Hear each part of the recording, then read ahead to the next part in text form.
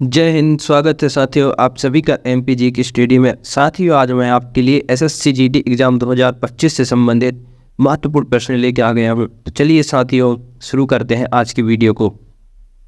Question है, भारतीय खिलाड़ी कृष्ण नागर का संबंध किस खेल से है? तो किस खेल से है साथियों?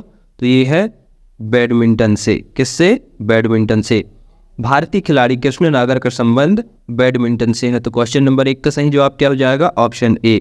बढ़ते अगली क्वेश्चन की ओर। क्वेश्चन है साथियों, निम्न में से किसने लंदन में सर विलियम हट कर्जनवाली की हत्या की थी? तो किसने किया था साथियों? तो ये किया था मदन लाल ढींगरा ने किया था।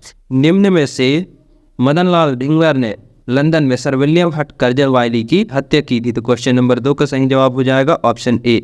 बढ़ते अगली क्वेश्चन की ओर।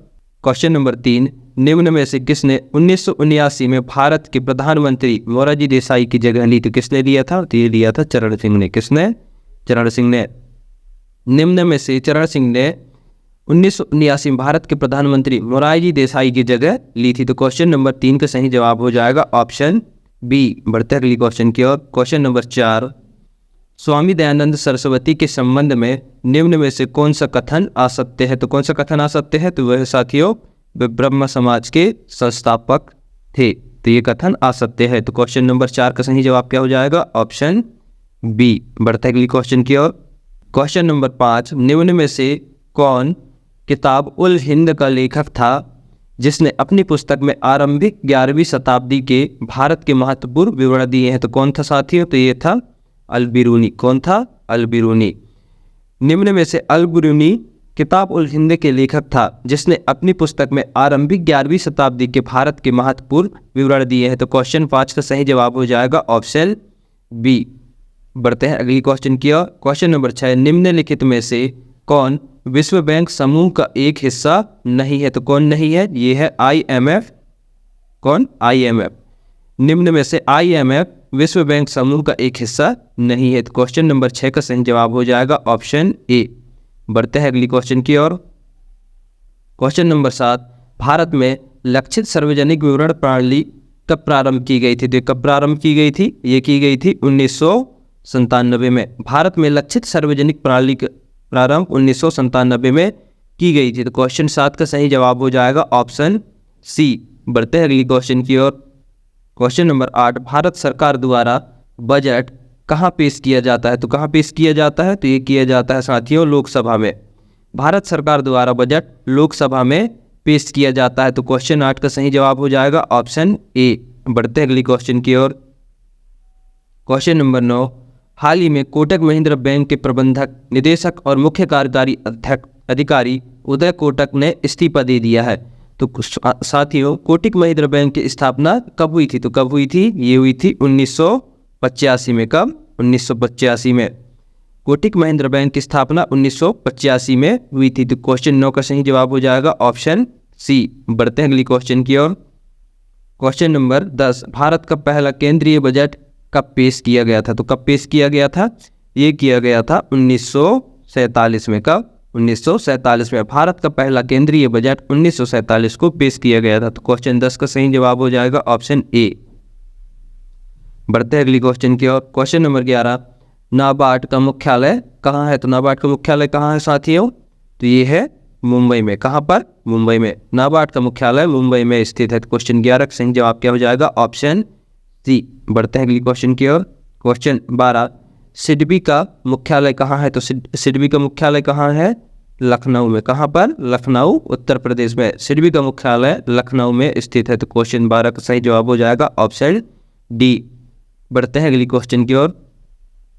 क्वेश्चन 13, भारत में सिक्के डालने का अधिकार किसके पास है? तो भारत में सिक्के डालने का अधिकार किसके पास है? तो ये है वित्त मंत्रालय के पास। किसके पास? वित्त मंत्रालय के पास। भारत में सिक्के डालने का अधिकार वित्त मंत्रालय के पास है। तो क्वेश्चन 13 का सही जवाब क्या हो जाएगा? Option B. बढ़ते हैं अगली क्वेश्चन की ओर। क्वेश्चन है, निम्नलिखित में से किस संगठन में भारत शामिल नहीं है? तो इनमें से किस संगठन में भारत शामिल नहीं है? तो इनमें से किसी में नहीं। तो इसका सही जवाब हो जाएगा उपरोक्त सभी में। क्वेश्चन 14 का सही जवाब क्या हो जाएगा? Option D. बढ़ते हैं अगली क्वेश्चन की ओर। क्वेश्चन नंबर 15, निम्नलिखित में से कौन सी क्रेडिट रेटिंग एजेंसी है? इनमें से कौन सा क्रेडिट रेटिंग एजेंसी है? तो कौन सा है?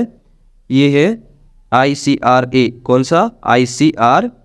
निम्नलिखित में से ICRA क्रेडिट रेटिंग एजेंसी है? तो क्वेश्चन 15 का सही जवाब हो जाएगा ऑप्शन सी। बढ़ते हैं अगली क्वेश्चन की ओर। क्वेश्चन नंबर 16, भारत का पहला UPI ATM निम्न में से किस स्थान पर लॉन्च किया गया है? तो ये कहाँ पर लॉन्च किया गया है? तो ये किया गया है मुंबई में। कहाँ पर? मुंबई में। भारत का पहला UPI ATM मुंबई में लॉन्च किया गया है। तो क्वेश्चन 16 का सही जवाब क्या हो जाएगा? Option A. बढ़ते हैं अगली क्वेश्चन की ओर। क्वेश्चन 17, भारतीय रुपए का प्रतीक चिन्ह किसने डिजाइन किया था? तो किसने किया था? ये किया था डॉक्टर उदय कुमार ने। किसने? डॉक्टर उदय कुमार ने। भारतीय रुपए का प्रतीक चिन्ह डॉक्टर उदय कुमार ने डिजाइन किया था। तो क्वेश्चन 17 का सही जवाब हो जाएगा ऑप्शन सी। बढ़ते हैं अगली क्वेश्चन की ओर।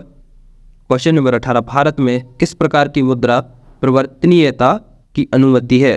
तो किस प्रकार की मुद्रा परिवर्तनीय की अनुमति है? तो ये है पूंजी खाता और चालू खाता दोनों प्रकार के। मतलब इसका सही जवाब होगा ए और बी दोनों। क्या होगा? पूंजी खाता और चालू।